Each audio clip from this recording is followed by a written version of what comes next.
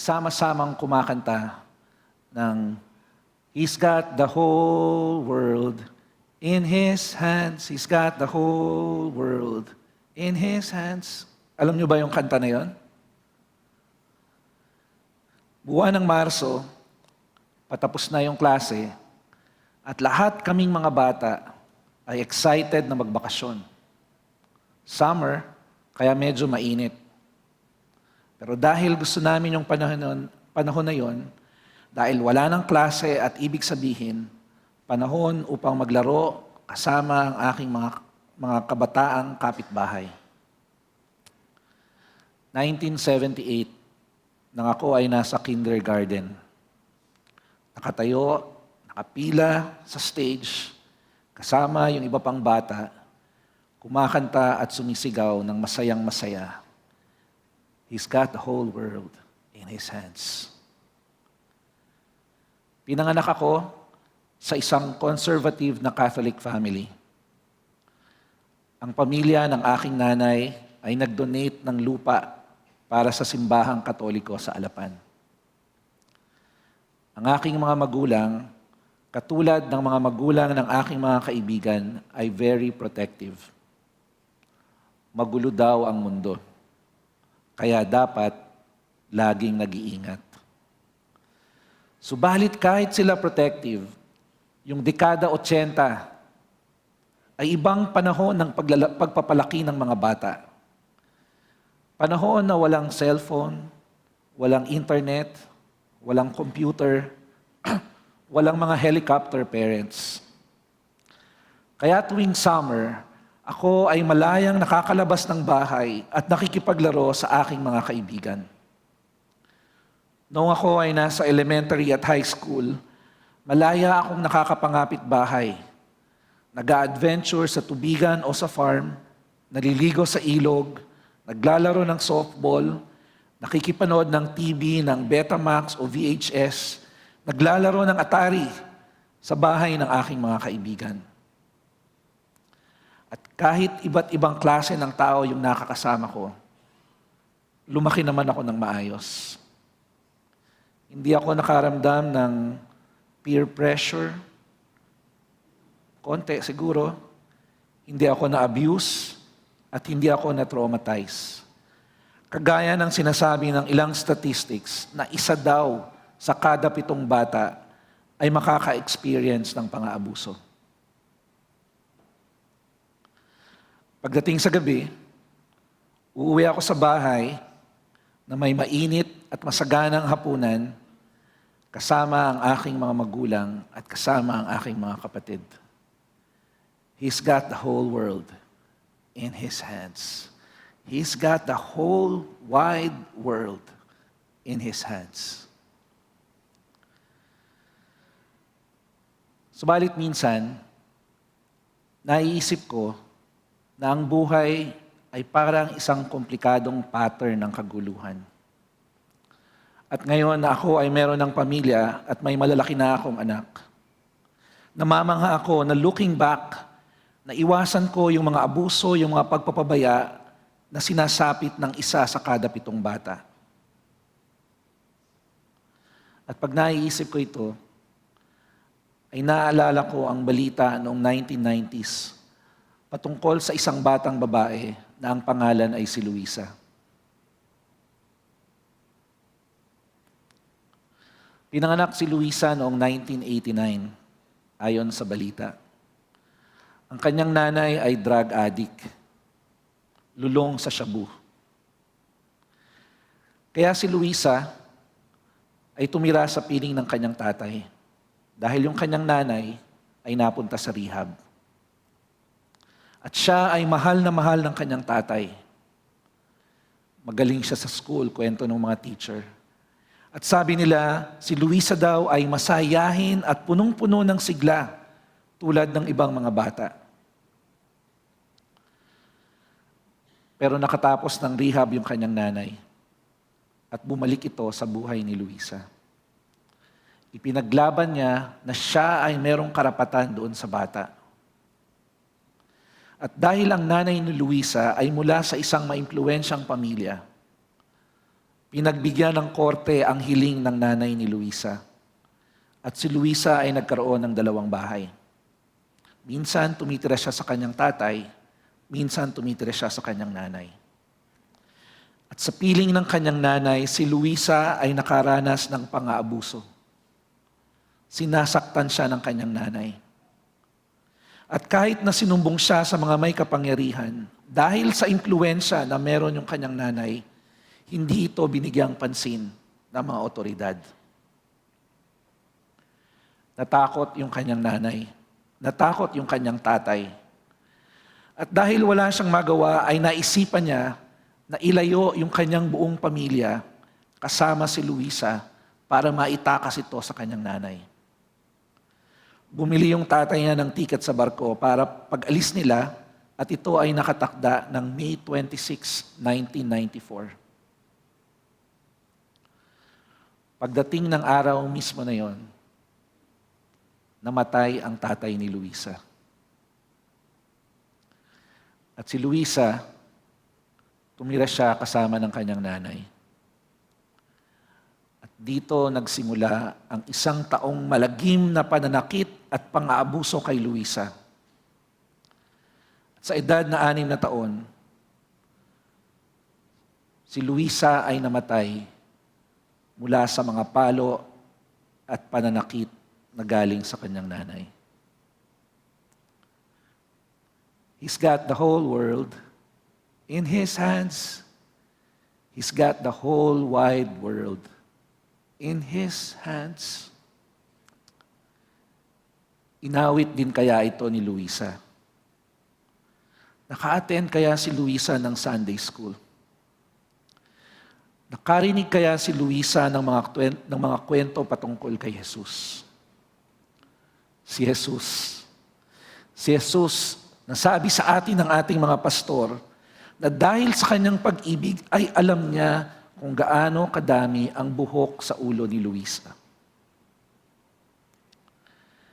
Naisip kaya ni Luisa kung ang Diyos ba ay nanonood habang siya ay sinasaktan ng kanyang nanay?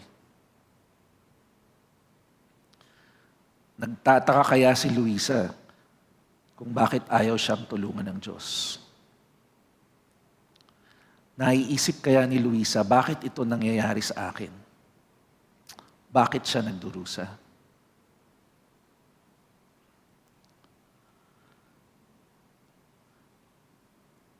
Ang katotohanan, mga kapatid, ang lahat ng tao sa mundo ay daranas ng paghihirap. Kahit anong pag-iingat ang ating gawin, makakatagpo tayo ng paghihirap.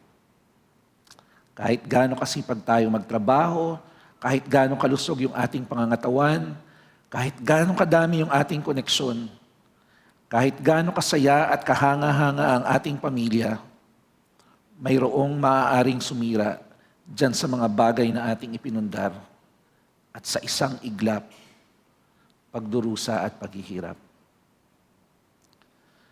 Ang buhay ay marupok. Palagi ang sumasailalim sa mga puwersa na hindi natin kayang ikontrol. At kahit gaano pa tumagal ang ating buhay, ikaw, ako, at lahat ng ating minamahal ay mamamatay.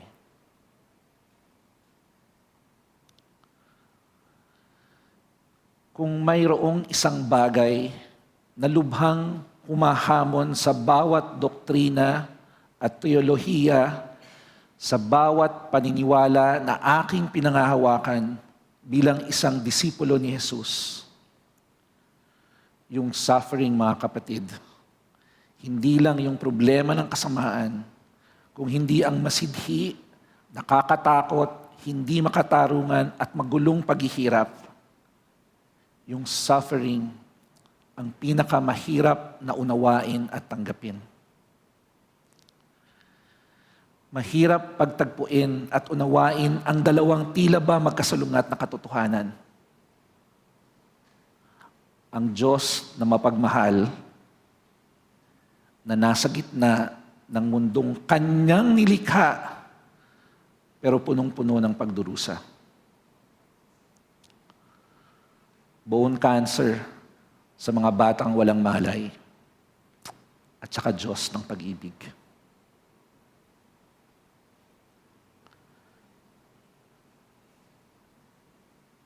Sa sulat ni Apostol Pablo sa mga taga-Roma, yung binasa natin kanina, ay tila ba binibigyan niya tayo ng pag-asa at ng inspirasyon. Alam natin na sa lahat ng bagay ay gumagawa ang Diyos para sa mabuti kasama ang nagmamahal sa Kanya. And we know that in all things, God works for the good of those who love Him. Alam ba natin ito? Alam ba natin ito talaga? Dahil minsan, kahit kaya nating awitin, kahit kayang sabihin ng ating mga bibig ang katagang ito, ang buhay, pinipilit na sumalungat sa nais nating paniwalaan. Bakit? Bakit may pagdurusa? At ang Biblia, mga kapatid, ay maraming sagot. Kaya lang, hindi simple yung kasagutan. Hindi madaling maunawaan. At ito din ay nagbubunga ng frustration at disappointment.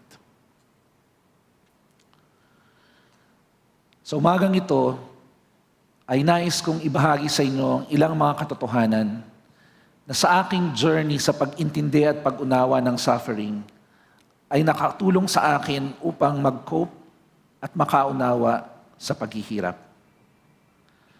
Pag-aaralan natin ito ng 4 na bahagi. Yung una, yung mga basic na bagay patungkol sa suffering. Pangalawa, sasagutin natin yung tanong, why do we suffer? At pangatlo, paano tayo bilang mga tao tumutugon sa suffering? Paano nagre-respond ang Diyos sa suffering? At panghuli, paano tayo dapat mag-respond sa suffering? Simulan natin sa una. Ang pag-unawa sa suffering ay nagsisimula sa 3 basic na bagay. Ang physical at spiritual na mundo, freedom at chaos. Nagsisimula ang suffering, ang pag-unawa sa suffering, sa isang setup na salaysay ng Biblia na merong 2 magkaiba, ngunit nag-o-overlap na mundo. Nandyan yung physical na mundo at nandyan yung spiritual na realm. Sa physical na mundo, ay makikita natin yung mga bagay. Nandyan yung mga halaman, yung mga hayop, at nandyan yung mga tao. At sa spiritual na mundo, ay nandyan yung mga hindi natin nakikitang mga nilalang. Ang 2 mundong ito ay tinitiran ng mga totoong buhay na nilalang na may kapangyarihang makipag-ugnayan at makaapekto sa parehong dimensyon ng realidad. Pinapatunayan ito sa Biblia. Maraming storya sa Biblia ang naglalarawan na ang mga tao ay maaaring makipag-usap sa Diyos na nandun sa spiritual na mundo at lumapit sa Kanya upang yayain siyang kumilos sa pamamagitan ng ating mga panalangin. Tayo din sa pisikal na mundo ay maaaring maaaring makagambala at makahadlang sa mga aktibidad na nangyayari doon sa mundo ng mga espiritu. At ang mga spiritual na nilalang ay maaaring tumulong sa mga tao o makipagsabuatan laban sa kanila para tayo ay saktan. Dahil kung paano na merong mga tao at espiritual na nilalang sa panig ng Diyos, ay meron ding mga tao at espiritual na nilalang na itinakda laban sa Diyos. May mga tao na para sa Diyos at may mga tao na kalaban ng Diyos. Paano nangyari yun? Pareho naman tayong nilikha ng Diyos. Ang sagot, mga kapatid, ay dahil tayo ay nakakapili. Meron tayong kalayaang pumili. Ang tao ay nilikha na may kalayaan. Ang ibig sabihin, may kalayaan tayo na gawin kung ano yung gusto natin. Ganyan din yung mga spiritual na nilalang. At dahil sa kalayaan na yan, pinili nating lumaban sa Diyos. Bakit hindi na lang gumawa ang Diyos ng isang mundo kung saan siya lang ang masusunod? Wala nang karapatang pumili, kundi masayang mundo na kung ano lang ang gusto niya, yun lang ang mangyayari. Hindi niya ginawa yan dahil kung walang kalayaang pumili, hindi magkakaroon ng tunay na relasyon. Walang tunay na pakikipagtulungan at walang tunay na pag-ibig. Sabi ni C.S. Lewis, nilikha ng Diyos ang mga bagay, binigyan niya ang kanyang mga nilikha ng kalayaang pumili. Ang mga nilikha niya, pwedeng magkamali at pwedeng maging tama. Ang kalayaang pumili, mga kapatid, ang nagbibigay ng posibilidad na magkaroon ng kasamaan. Kaya tayo nagkakasala kasi pwede tayong pumili. Pero yan ding kalayaan na yan ang nagiging dahilan upang magkaroon ng tunay na pag-ibig, upang magkaroon ng tunay na relasyon. At yan ang dinisenyo ng Diyos. Kaya tayo nalikha ng Diyos ay upang magkaroon ng tunay na relasyon at tunay na pag-ibig sa Kanya. Kung tayo, mga kapatid, ay robot, walang tunay na pag-ibig, walang tunay na relasyon. At para dito, kailangan na ang tao ay maging malaya. Alam ng Diyos kung ano ang mangyayari kapag ginamit ng tao ang kanilang kalayaan sa maling paraan. Subalit, minabuti niya dahilan sa kanyang pagnanais ng pag-ibig na ikaw at ako ay bigyan ng laya. At dahil dito, dahil sa ating piniling mali, nagulo ang mundo. Ang isang gawa ng kasamaan, kahit simpleng masamang salita, isang kasinungalingan, hindi ito umiiral sa isang vacuum. Ito ay merong mga konsekwensya. Ang ating masasamang desisyon ay nakakaapekto sa isang sandali, nakakaapekto sa isang buhay, at nakakaapekto sa isang henerasyon. Yung mga choices na ginawa ng ating mga ninuno at yung mga choices na ginagawa natin ngayon ay nagiging dahilan upang ang mundo ay masira at magkaroon ng kaguluhan. Naalala ko yung kwento ni Lola Gaying. Noong panahon daw, may nag-offer sa kanyang nanay na bumili ng lupa sa Corinthians Village sa EDSA. Murang-mura daw. Pero hindi ito binili kasi daw malayo. Kung binili sana yun ng lola ko, di sana sa Corinthians Village ako nakatira. Di sana doon ako sa Green Hills Christian Fellowship nag-worship service. Pero mga kapatid, gusto ko lang i-illustrate sa inyo na lahat ng ating mga desisyon ay nakakaapekto sa lahat ng tao. Lahat yan ay konektado. Sabi nga doon sa UP, lahat daw ng bagay ay magkakaugnay. At ang lahat ng bagay na masama ay nagdudulot ng kaguluhan at ng chaos. Ang mundo ay nagulo. Pisikal at spiritual na kalayaan, kaguluhan. Ito ang basic ng suffering. Ito ang framework kung bakit merong suffering. Which lead us to the second point. Why do we suffer? We suffer because of our or others' choices. Dahil dun sa mga mali nating pinili. Hindi lahat ng suffering natin ay dahil sa mga pinili natin o mga choices na ginawa natin. Si Luisa, hindi siya nag-suffer dahil dun sa mga choices na pinili niya. Hindi niya choice na siya ay ipananganak dun sa kanyang nanay. Kung hindi yung mga suffering na nangyari kay Luisa ay nanggaling sa mga choices na ginawa ng kanyang nanay. At ang mga desisyon na ginawa ng kanyang ina ay maaaring resulta ng mga trahedya na naranasan din ito na galing sa kanyang mga magulang o sa kanyang mga komunidad. We suffer because of our or others' choices. Pangalawa, we suffer because the world does not want God. Dahil ayaw ng mundo, ayaw natin sa Diyos. Ang Diyos na laging nagsasabi sa atin at nagbibigay ng guidance sa atin kung paano mabuhay sa kaharian ng langit, nire-reject natin siya.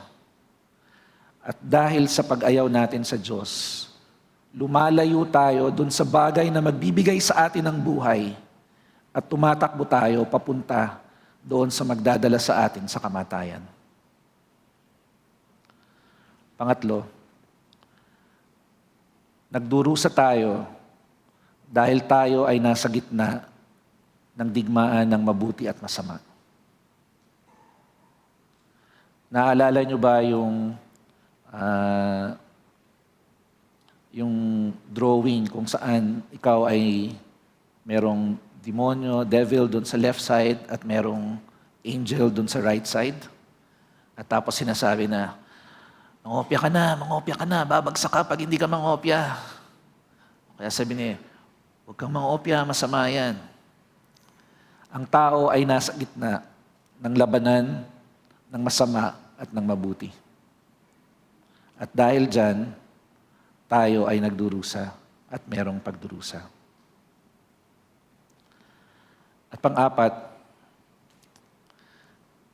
we suffer ng walang magandang dahilan. And ito minsan yung mahirap tanggapin. We suffer for no good reason at all. Ang kwento ng isang manunulat, si Jason Green, dun sa kanyang libro na Once More We Saw Stars, sabi niya, kinuwento niya yung tungkol sa kanyang 2 taong gulang na anak na babae. Ito daw ay nakaupo sa labas ng kanilang bahay sa may bangko at merong isang bato, isang brick na kumulas mula sa isang bintana at nahulog sa ulo ng bata at namatay ang bata. Walang naghagis ng bato. Kung yung bato ay naunang bumagsak o kaya ay mas huling bumagsak, hindi sana namatay yung bata. Pero tinamaan ng bato ang maliit na batang babae at ito ay namatay. At ito ay nagdulot ng paghihirap at ng suffering. Walang tao, walang bagay na kayang i-attribute yung sakit na iyon. Walang pwedeng sisihin. Nangyari ito ng walang magandang dahilan, walang kabuluhan, walang malasakit na kaguluhan.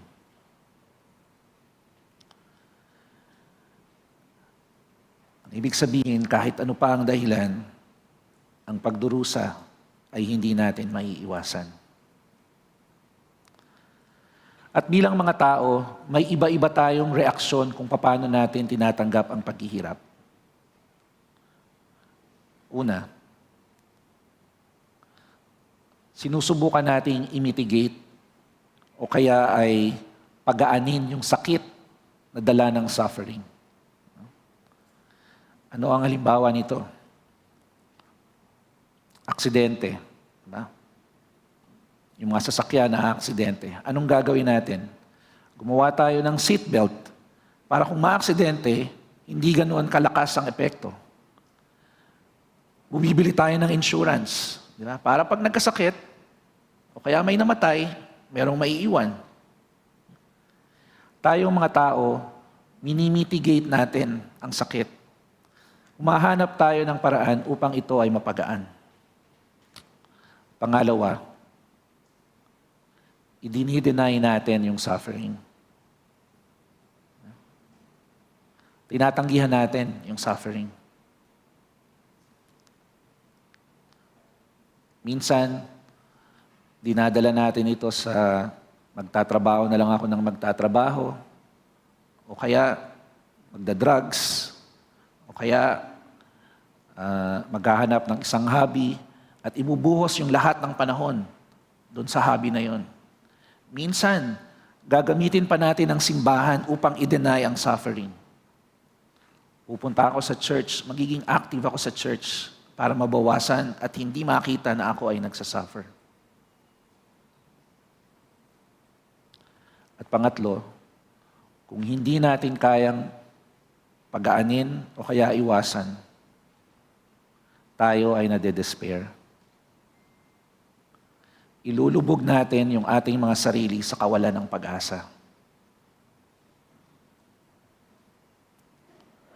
Sabi ni Thomas Merton, ang despair daw ay absolute extreme of self-love. Ang ibig sabihin ng mga kapatid, parang sinasaktan na natin yung ating sarili dahil for whatever reason, mukhang nakakatulong sa atin. Nakakaramdam ako ng paghihirap. O maaaring iniisip natin na pag naghihirap tayo, ay tutulungan tayo ng Diyos.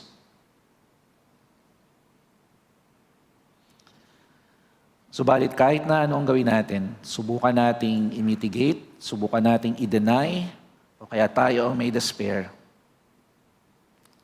masasaktan pa rin tayo. At darating pa rin ang panahon, at darating pa rin ang pagkakataon na tayo ay masasaktan sa isang bagay na hindi natin pinaghandaan. Ano pang ginagawa natin?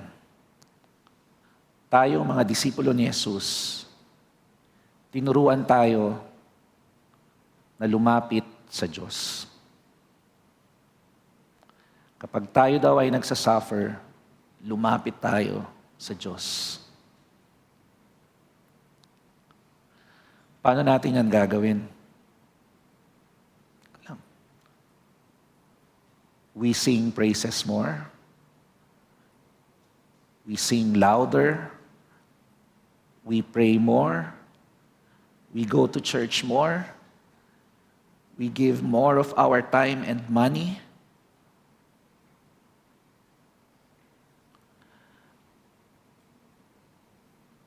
Mga kapatid, hindi nyo ba napapansin na minsan kapag may dinaramdam kayo, mas gusto nyong pumunta ng simbahan?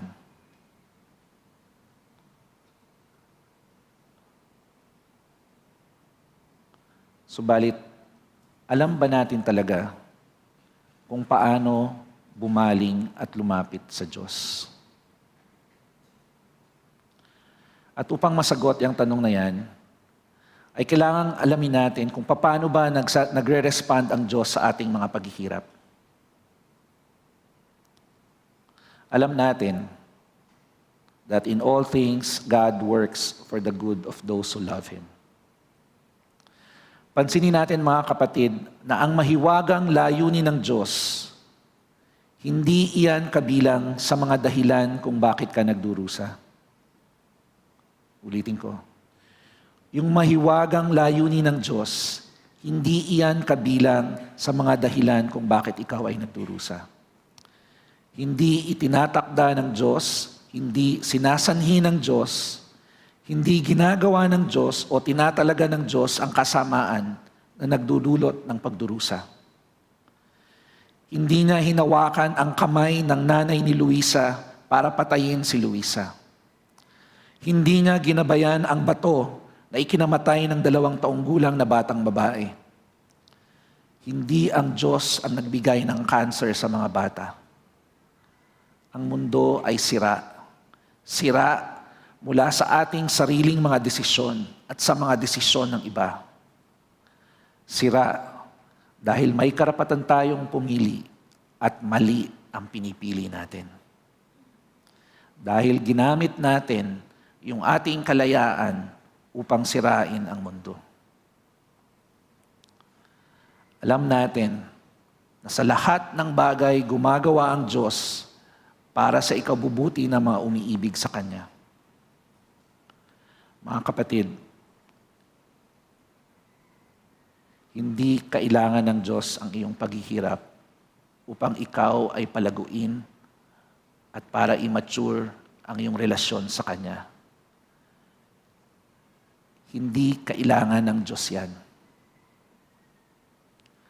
Subalit, dahil mahal tayo ng Diyos, minabuti ng Diyos na pumasok sa gulo na tayo ang may kagagawan. Pumasok ang Diyos sa gulo na tayo ang may kagagawan.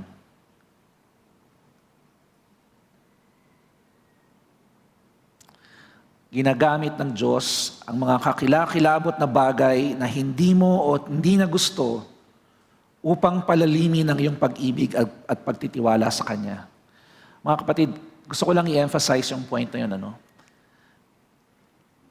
Ang Diyos, dahilan sa Kanyang karunungan at sa Kanyang kabutihan, yung suffering na maaaring dinadanas mo ngayon at daranasin mo at nadanas mo, hindi yan galing sa Diyos, pero gagamitin niya ng Diyos para magkaroon ng isang mabuting bagay.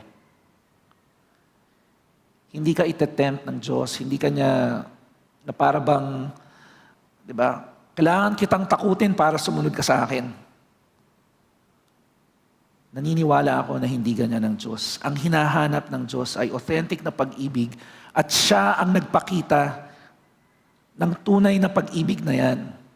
Dahil kahit ayaw mo sa Kanya, hinahabol ka ng Diyos. At kahit yung paghihirap mo na ayaw niya at hindi niya ginawa, ginagamit niya yan para magdulot ng buti para sa iyo at sa ibang tao.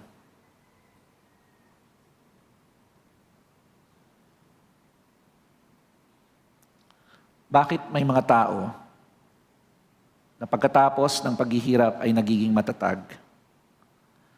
At bakit may mga tao na lalo namang lumalayo sa Diyos?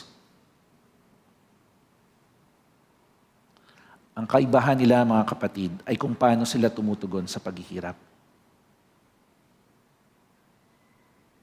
How should we respond to suffering? At para dito, kailangan natin ng isa't isa. We need one another. Kailangan natin ng simbahan. Kailangan natin yung ating mga life groups. Kailangan natin ng isang pamilya. Mga kapatid, bilang isang pamilya ni Jesus, bilang all generations, kailangan nating makiluksa kasama ng mga nagdadalamhati. Paglakad, kasama ang isa't isa. Hawakan ang kamay ng bawat isa. Huwag nating itago ang ating sakit. Umupo at makipag-usap. Huwag umatras. Huwag magtago o mawala ng pag-asa sa harap ng iyong paghihirap. Harapin mo ito kasama ng pamilya ng Diyos. Huwag kang sumuko sa pait at sa puot. Huwag mong hayaan na malunod sa awa sa sarili o sa kawalan ng pag-asa. Kailangan mong masaktan, ngunit huwag kang susuko.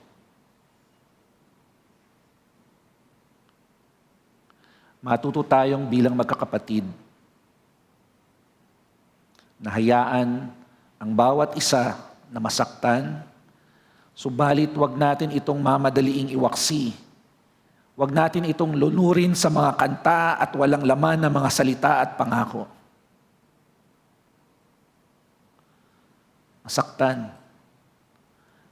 Hayaan nating masaktan ng isa't isa nang hindi nawawasak o nababaluktot nito ang ating spirito. At sa lahat ng ito, dalhin mo sa Diyos ang iyong sakit.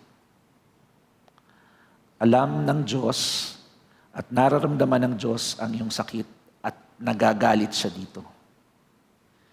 Hindi ka niya tinutukso o niloloko o sinasaktan para lang turuan ka ng leksyon. Hindi niya pinag-uutos ang pagdurusa, ang pang-abuso sa mga bata, ang pagkamatay ng mabubuting tao o ng masasamang tao upang maisakatuparan ang kanyang mahiwagang layunin. Hindi makitid ang Diyos. Hindi masama ang ating Diyos. Hindi ka sinasaktan at pinapahirapan at ginugulo ng Diyos para lang mapalapit sa Kanya. At kahit sinusumbatan natin ng Diyos, bakit mo ko pinabayaan? Bakit mo hinayaang mangyari ito sa akin? Ang Diyos mismo ay bumaba mula sa langit, bumaba sa lupa na puno ng kamatayan at paghihirap, naghirap, nasugatan at nasaktan dahil sa gulo na tayo ang may gawa. At dahil sa kanyang hindi masukat na pagmamahal, ang sabi ng Diyos, kahit ano pa ang gawin ng tao sa akin, ang gawin ng tao sa kanyang sarili o gawin ng tao sa isa't isa, mamahalin ko pa din sila. Hahabulin ko sila hanggang kamatayan. Kusang loob na ibinaba ng Diyos ang kanyang sarili upang tayo ay hindi na maghirap at tayo ay maging isa sa Kanya. Na ang ating mga sakit ay hindi magtatagal. Ililigtas tayo ng Diyos sa ating mga sarili. Kaya masaktan tayo kasama ang Diyos na naghihirap. Nagsasalita ang Diyos, ginagawa niyang mabuti ang mga paghihirap, subalit hindi ito ang huli at hindi ito ang pinakadakilang kabanata sa buhay ng tao.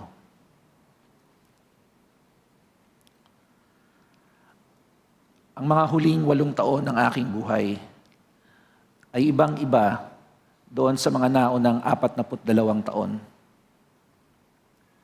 Yung unang 42 taon, kahit hindi siya perpekto, in general, siya ay maayos. May mga usual na highs and lows, pero mabibilang ko sa daliri ng aking isang kamay, yung mga pangyayaring talagang yumanig sa aking otherwise ay magandang buhay. Maganda ang aking childhood.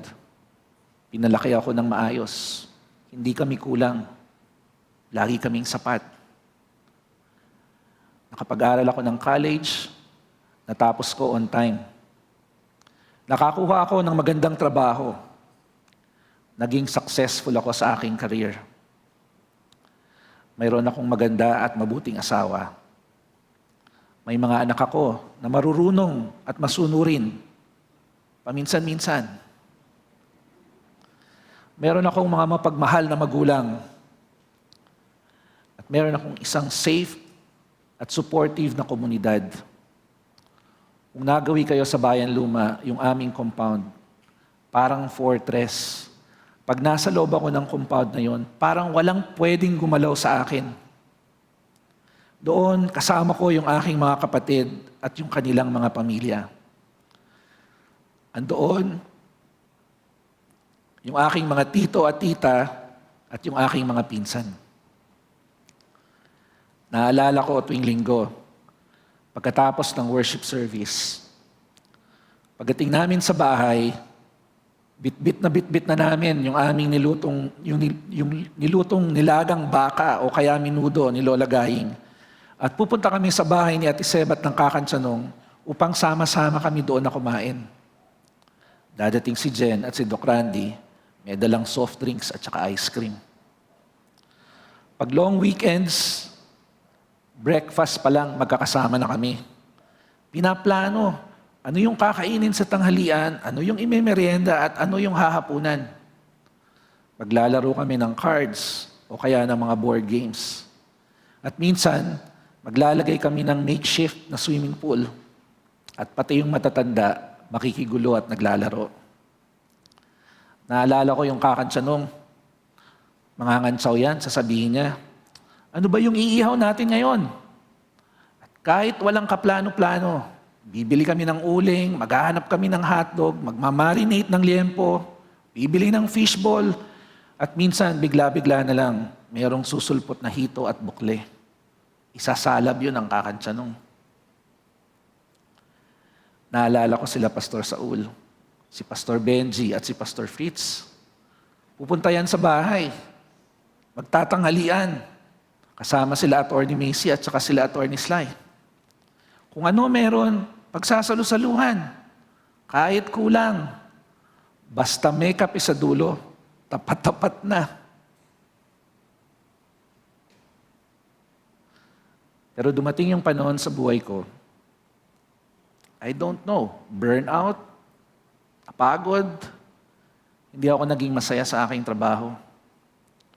Yung aking dating energy na mag-perform nawala. Nagkaroon pa ng reorganization sa office at hindi ako masaya dun sa mga bago kong katrabaho. Umalis ako after 20 years dun sa kumpanya na yon. At simula nun, nagpalipat-lipat na ako ng trabaho. Kapag hindi ako masaya, lipat na lang ako uli. Nawalan ako ng tiyaga na mag-establish ng ugat sa aking mga kumpanya. At ang aking coping mechanism ay umalis.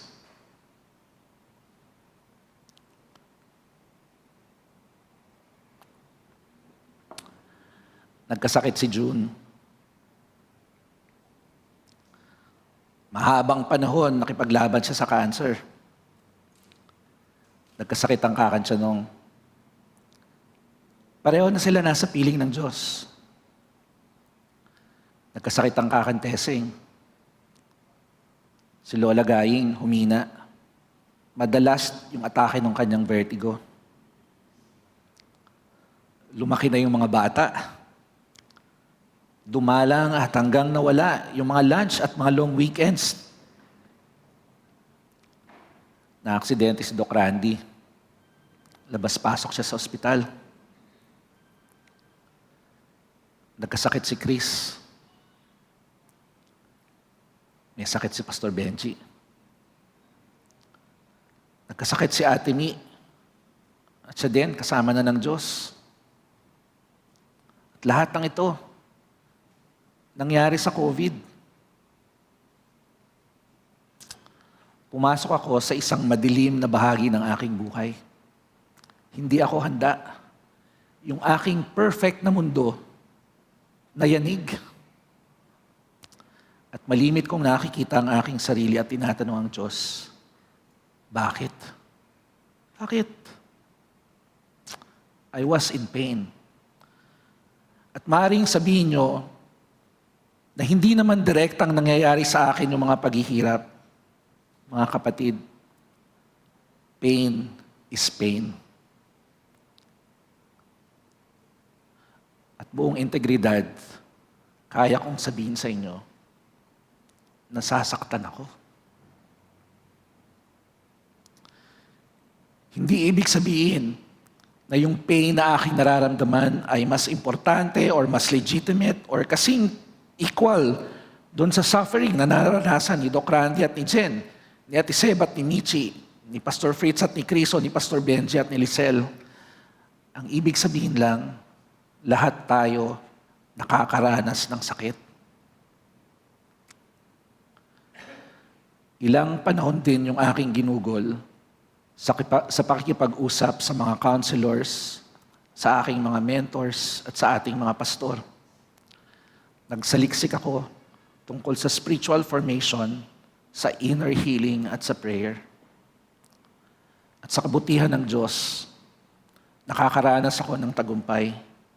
Nakakaranas ako ng pagpapagaling at ng kaginawahan. Ngayon, I can tell you na ngayon, I'm okay. I'm doing well. Patuloy akong lumalapit sa mga counselors at sa mga pastor. Patuloy kong sinasaliksik ang mukha ng Diyos. 51 years old na ako. Hindi ko alam kung ano ang ibibigay pa sa akin ng mundong magulong ito.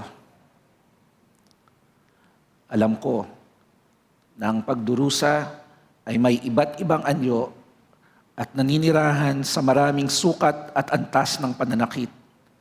At inaatake nito hindi lamang yung sirang parte ng ating buhay, kung hindi pati rin yung maginhawa at mapayapang mundo ng ating buhay. Nakakatakot. Natatakot ako para sa mga anak ko. Subalit, meron akong pag-asa.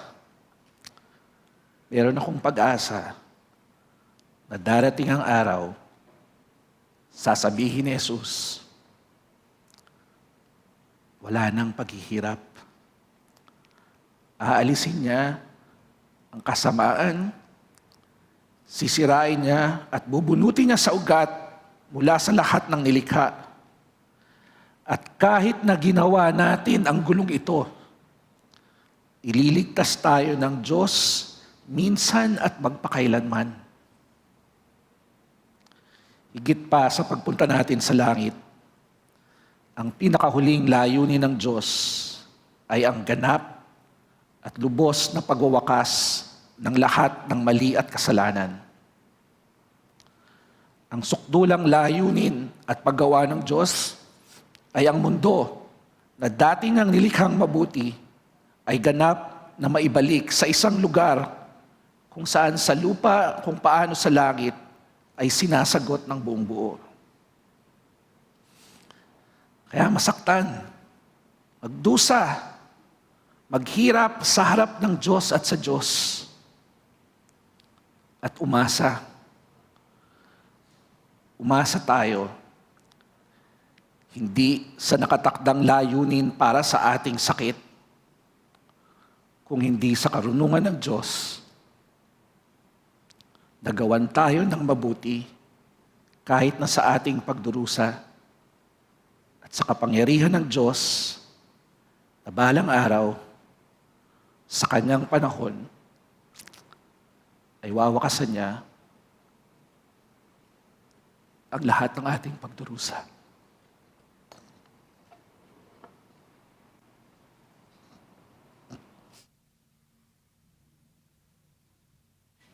Tayo po tayong lahat para sa ating response sa mensahe.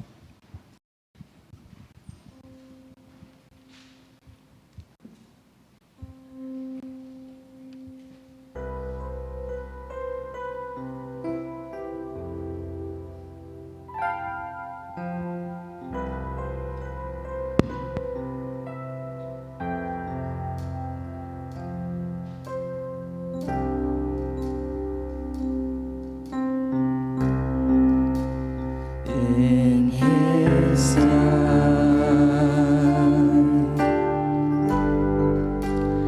in His time,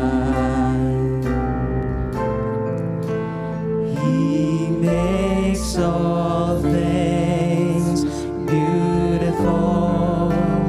In His time,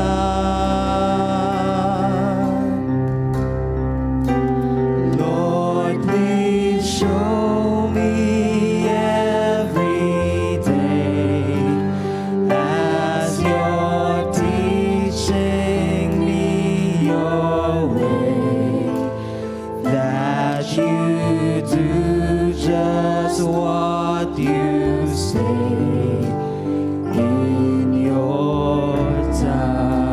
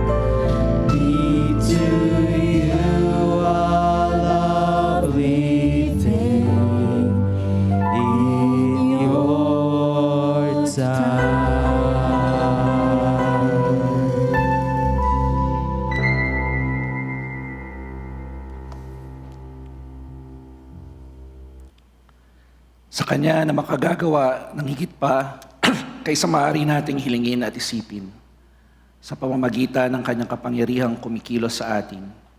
Sa Kanya nawa ang kaluwalhatian sa pamamagitan ng Iglesia at ni Kristo Jesus sa lahat ng salinlahi magpakailanman. Amen. Amen. At amen.